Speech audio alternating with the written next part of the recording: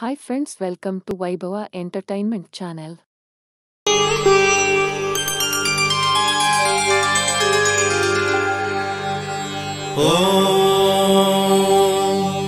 हनुमान श्रीपदो वायुपुत्रो रुद्रो नघोजरः अमृत्यवीरवीरश्च ग्रामवासो जनाश्रयः धनदो निर्गुणः शूरो वीरो निधिपतिर्मुनिः पिङ्गाक्षो वरदो वाग्मी सीताशोकविनाशकः शिवः शर्वपरो व्यक्तो व्यक्तो धराधरः पिङ्गकेश पिङ्गरोमा श्रुतिगम्यः सनातनः अनादिर्भगवान् देवो विश्वहेतुर्जनाश्रयः आरोग्यकर्ता विश्वेशो विश्वनाथो हरीश्वरः भर्गो रामो रामभक्तः कल्याणप्रकृतिस्थिरः विश्वम्भरो विश्वमूर्तिर्विश्वाकारश्च विश्वपः विश्वात्मा विश्वसेव्योऽथ विश्वो विश्वहरो रविः विश्वचेष्टो विश्वगम्यो विश्वध्येयः कलाधरः प्लवङ्गमः कपिश्रेष्ठो ज्येष्ठो विद्यावनेचरः बालो वृद्धो युवा तत्त्वगम्यः सुखो यजः अञ्जनासूनुरव्यग्रो ग्रामशान्तो धराधरः भूर्भुवः स्वर्मर्हलोको जनो लोकस्तपो व्ययः सत्यमोकारगम्यश्च प्रणवो व्यापकोमलः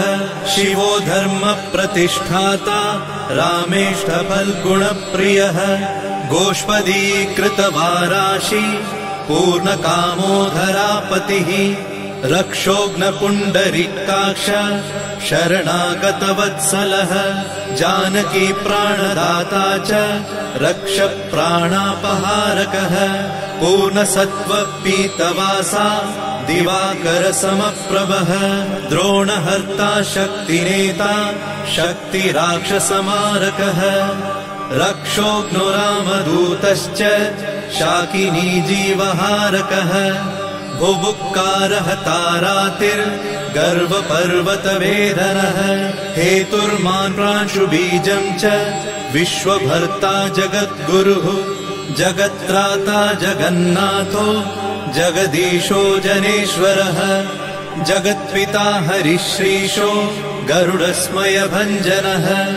पार्थध्वजो वायुपुत्रो अमितपुच्छोऽमितप्रभः ब्रह्मपुच्छ परब्रह्म पुच्छो रामेष्ट एव च सुग्रीवादियुतो ज्ञानी वानरो वानरेश्वरः कल्पस्थायी चिरञ्जीवी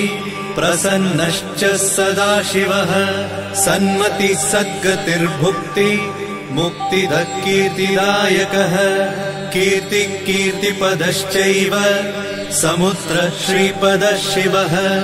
उदधिक्रमणो देवः संसार भयनाशनः वार्धिबन्धनकृद्विश्व जेता विश्वप्रतिष्ठितः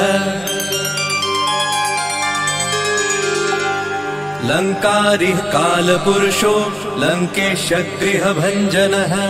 भूतावासो वासुदेवो वसुस्त्रिभुवनेश्वरः श्रीरामदूतः कृष्णश्च लङ्काप्रासादभञ्जनः कृष्णः कृष्णस्तुतः शान्तः शान्तिदो विश्वपावनः विश्वभोक्ता च मूर्तिग्रह ब्रह्मचारी जितेन्द्रियः ऊर्ध्वगोलाङ्गुलीमाली लाङ्गूलहतराक्षसः समीरतनुजो वीरो वीरमारो जयप्रदः जगन्मङ्गलदः पुण्यः पुण्यश्रवणकीर्तनः पुण्यकीर्तिः पुण्यगतिः जगत्पावनपावनः देवेशोजितरोधश्च रामभक्तिविधायकः ध्याता ध्येयो नभः साक्षी चेतश्चैतन्यविग्रहः ज्ञानदः प्राणदः प्राणो जगत्प्राणः समीरणः विभीषणप्रियः शूरो पिप्पलाश्रयसिद्धिदः सुहृत्सिद्धाश्रयः कालः कालभक्षकभर्जितः लङ्केशनिधनस्थायी लङ्कादाहक ईश्वरः चन्द्रसूर्याग्निनेत्रश्च कालाग्निप्रलयान्तकः कपिलः कपिशः पुण्य राशिर्द्वादश राशिगः सर्वाश्रयो प्रमेयात्मा रेवत्यादिनिवारकः लक्ष्मणप्राणदाता च सीता जीवनहेतुकः रामध्येयो ऋषिकेशो विष्णुभक्तो जटिबली देवारिदर्पहा होता कर्ता हर्ता जगत्प्रभुः नगरग्रामपालश्च शुद्धो बुद्धो निरन्तरः निरञ्जनो निर्विकल्पो गुणातीतो भयङ्करः हनुमान्शद्दुराराध्यः तपःसाध्यो मरेश्वरः जानकी घनशोकोत्थ तापहर्ता परात्परः वाङ्मयः सदसद्रुपः कारणं प्रकृतेः परः भाग्यदो निर्मलो नेता पुच्छलङ्काविदाहकः पुच्छबद्धो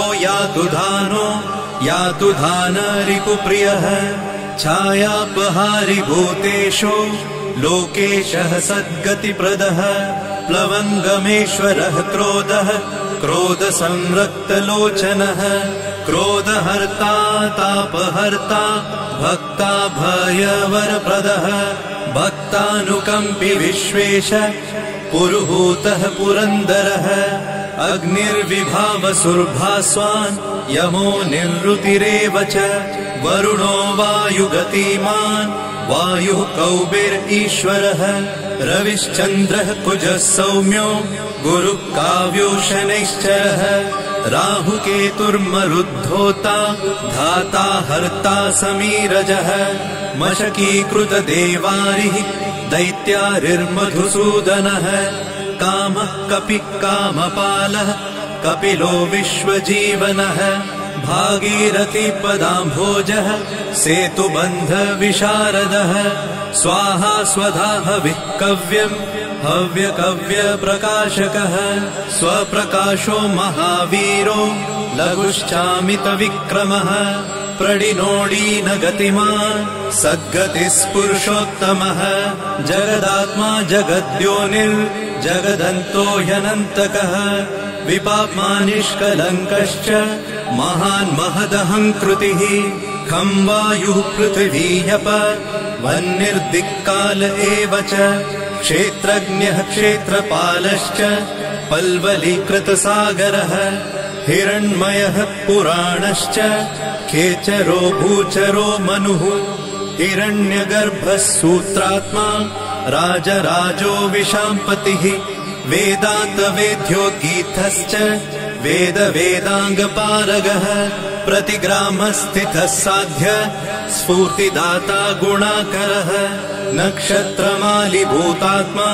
सुरभिकल्पपादपः चिन्तामणिर्गुणनिधिः प्रजापतिर्नुत्तमः पुण्यश्लोकः पुरारातिर्ज्योतिष्मान् शार्वरीपतिः किलिकिल्यारवत्रस्त भूतप्रेतपिशाचकः ऋणत्रयहरः सूक्ष्मः स्थूलः सर्वगतः पुमान् अपस्मारहरः स्मर्ते श्रुतिर्गाथा स्मृतिर्मनुः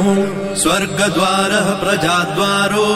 मोक्षद्वारम् कपीश्वरः नादरूपः परब्रह्म ब्रह्मा पुरातनः एको नैको जनः शुक्ल स्वयं ज्योतिरनाकुलः ज्योतिर्ज्योतिरनादिश्च सात्विको राजसत्तमः तमोहर्ता निरालम्बो निराकारो गुणाकरः गुणाश्रयो गुणमयो बृहत्कायो बृहद्यशाः बृहद्धनुर्बृहत्पादो बृहन्मूर्धा बृहत्स्वनः बृहत्कर्णो बृहन्यासो बृहन्नेत्रो बृहद्गलः बृहद्यत्नो बृहच्चेष्टो बृहत्पुच्छो बृहत्करः बृहद्गतिर्बृहत्सेव्यो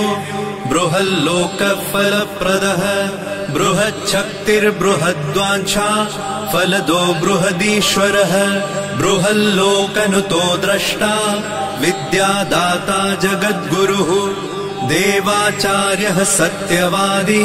ब्रह्मवादी कलाधरः सप्तपातालगामी च मलयाचल संश्रयः उत्तराशास्थितः श्रीदो दिव्यौषधवशः खगः शाखा मृगः कपीन्द्रश्च पुराणः श्रुतिसञ्चरः चतुरो ब्राह्मणो योगी योगगम्यः परात्परः अनादिनिधनो व्यासो वैकुण्ठः पृथिवीपतिः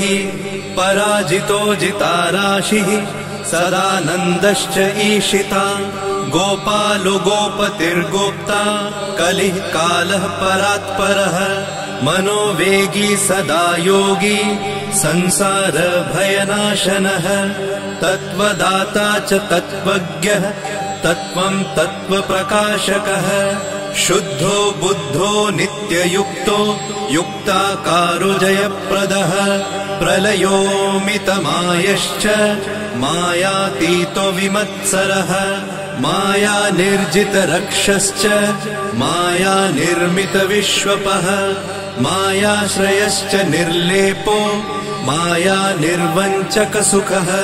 सुखी सुखप्रदो नागो महेश कृतसंस्थवः महेश्वरः सत्यसन्धः शरभः कलिपावनः रसो रसज्ञसम्मानः तपश्चक्षुश्च भैरवः घ्राणो गन्धस्पर्शनञ्च स्पर्शोऽहङ्कारमानदः नेति नेतिति गम्यश्च वैकुण्ठभजनप्रियः गिरिशो गिरिजाकान्तो दुर्वासः कविरङ्गिराः भृगुर्वसिष्ठश्च वनः तुम्बुरुर्नारदो मलः विश्वक्षेत्रं विश्वबीजं विश्वनेत्रश्च विश्वपः याजको यजमानश्च पावकः पितरस्तथा श्रद्धा बुद्धिक्षमा तन्द्रा मन्त्रो मन्त्रयुतस्वरः राजेन्द्रो भूपति कण्ठ माली संसारसारथिः नित्यसम्पूर्णकामश्च भक्तकामधुगुत्तमः गणपकीशपो भ्राता पिता माता च मारुतिः सहस्रशीर्षा पुरुषः सहस्राक्ष सहस्रपात् कामजित् कामदहन कामकाम्यफलप्रदः मुद्रहारी रक्षोघ्नः क्षितिभारहरो बलः नखदंष्ट्रायुधो विष्णु भक्तो भयवरप्रदः दर्पः दर्पदो दृप्तः शतमूर्तिः अमूर्तिमान् महानिधिर्महाभोगो महाभोगो महार्थदः महाकारो महायोगी महातेजा महाद्युतिः महाकर्मा महानादो महामन्त्रो महामतिः महाशयो महोदारो महादेवात्मको विभुः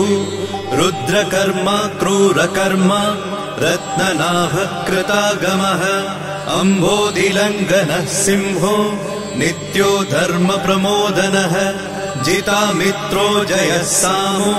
विजयो वायुवाहनः जीवदाता सहस्रांशुः मुकुन्दो भूरि दक्षिणः सिद्धार्थसिद्धिदः सिद्ध सङ्कल्पसिद्धिहेतुकः सप्तपातालभरणः सप्तर्षिगणवन्दितः सप्ताभिलङ्घनो वीरः सप्तद्वीपोरुमण्डलः सप्ताङ्गराजसुखदः सप्तमात्र निषेवितः सप्तलोकैकमुकुटः सप्तहोतास्वराश्रयः सप्तच्छन्दोनिधि सप्त छन्द सप्त जनाश्रयः सप्तसामोपगीतश्च सप्तपातालसंश्रयः मेधाविकीर्तिदः शोक हरिदौर्भाग्यनाशनः सर्ववश्यकरो भर्गो दोषघ्नपुत्रपौत्रदः प्रतिवादी मुखस्तम्भो दुष्टचित्तप्रसादनः पराभिचारशमनो दुःखग्नुबन्धमोक्षदः नवद्वारपुराधारो नवद्वारनिकेतनः नरनारायणस्तुत्यो नरनाथो महेश्वरः मेखली कवची खड्गी भ्राजिष्णुर्विष्णुसारथिः बहुयोजनविस्तीर्ण पुच्छपुच्छहतासुरः दुष्टग्रहनिहन्ता च पिशाचग्रहघातुकः बालग्रहविनाशी च धर्मो नेता कृपाकरः उग्रकृत्योग्रवेगश्च उग्रनेत्र शतक्रतुः शतमन्युस्तुतस्तुत्य महातेजो महाबलः समग्रगुणशाली च व्यग्रो रक्षो विनाशकः रक्षोघ्नहस्तु ब्रह्मेश श्रीधरो भक्तवत्सलः मेघनादो मेघरूपो मेघवृष्टिनिवारकः मेघजीवनहेतुश्च मेघश्यामो परात्मकः समीरतनयो बोधा तत्त्वविद्याविशारदः अमोघो मोघवृद्धिश्च इष्टदो निष्टनाशकः अर्थोऽनर्थापहारी च समर्थो रामसेवकः अर्तिधन्यसुरारातिः पुण्डरीकाक्ष आत्मभूः सङ्कर्षणो विशुद्धात्मा विद्याराशि सुरेश्वरः अचलोद्धारको नित्य सेतुकृद्रामसारथिः आनन्दः परमानन्दो मत्स्यकूर्मो निधिशमः वराहो नारसिंहश्च वामनो जमदग्निजः रामकृष्णः शिवो बुद्ध कल्की रामाश्रयो हरः नन्दी भृङ्गी च चण्डी च गणेशो गणसेवितः कर्माध्यक्षसुराध्यक्षो विश्रमो जगतां पतिः जगन्नाथः कपिश्रेष्ठ सर्वावास सदाश्रयः सुग्रीवादिस्तुतः शान्तः सर्वकर्मप्लवङ्गमः नखदारितरक्षश्च नखायुधविशारदः कुशलः सुधरः शेषो वासुकिस्तक्षकस्वरः स्वर्णवर्णो बलाढ्यश्च रामपूज्यो घनाशनः कैवल्यदीपकैवल्यो गरुडपन्नगो गुरुः किल्यारावहताराति गर्वपर्वतभेदनः वज्राङ्गो वज्रवेगश्च भक्तो वज्रनिवारकः नखायुधो मणिग्रीवो ज्वालामाली च भास्करः प्रौढप्रतापस्तपनो भक्ततापनिवारकः शरणं जीवनं भोक्ता नानाचेष्टो ह्यचञ्चलः सुस्वस्थोष्टास्य हा दुःख शमनः पवनात्मजः पावनः पवनः कान्तो भक्तागः सहनो बलः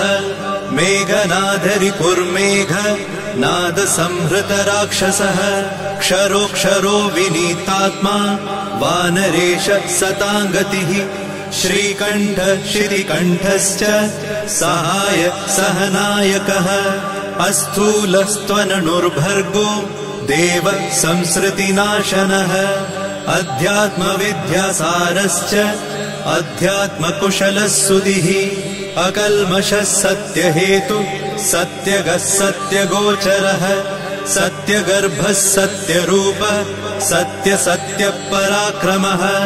अञ्जनाप्राणलिङ्गश्च वायुवंशोद्भवः सुधिः भद्ररूपो रुद्ररूपः सुरूपश्चित्ररूपधृत मैनाकवन्दितः सूक्ष्म दर्शनो विजयो जयः क्रान्तदिग्मण्डलो रुद्रः प्रकटीकृतविक्रमः कम्बुकण्ठप्रसन्नात्मा हृस्वनासो वृकोदरः लम्बोष्टकुण्डलिचित्र मालियोगविदाम्बरः विपश्चित्कविरानन्द विग्रहोऽनन्यशासनः फल्गुनीसूनुरव्यग्रो योगात्मा योगतत्परः योगवेद्यो योगकर्ता योगयोनिर्दिगम्बरः अकारादिक्षकारान्त वर्गनिर्मितविग्रहः उलूखलमुखः सिंह संस्तुतः परमेश्वरः श्लिष्टजङ्घः श्लिष्टजानु श्लिष्टपाणि शिखाधरः सुशर्मामितशर्मा च नारायणपरायणः जिष्णुर्भविष्णुरोचिष्णुर्ग्रसिष्णुस्थाणुरेव च हरिरुद्रानुकृद्वृक्ष कम्पनो भूमिकम्पनः गुणप्रवाहसूत्रात्मा वीतरागस्तुतिप्रियः नागकन्याभयध्वंसी रुक्मवर्णः कपालभृत अनाकुलो भवोपायो न पायो वेदपारगः अक्षरः पुरुषो लोक नाथो रक्ष प्रभुर्दृढः अष्टाङ्गयोगफलभुक सत्यसन्धः पुरुष्टतः श्मशानस्थाननिलय प्रेतविद्रावणक्षमः पञ्चाक्षरः परः पञ्च मातृको रञ्जनध्वजः योगिनी वृन्दवन्द्यश्च शत्रुघ्नोऽनन्तविक्रमः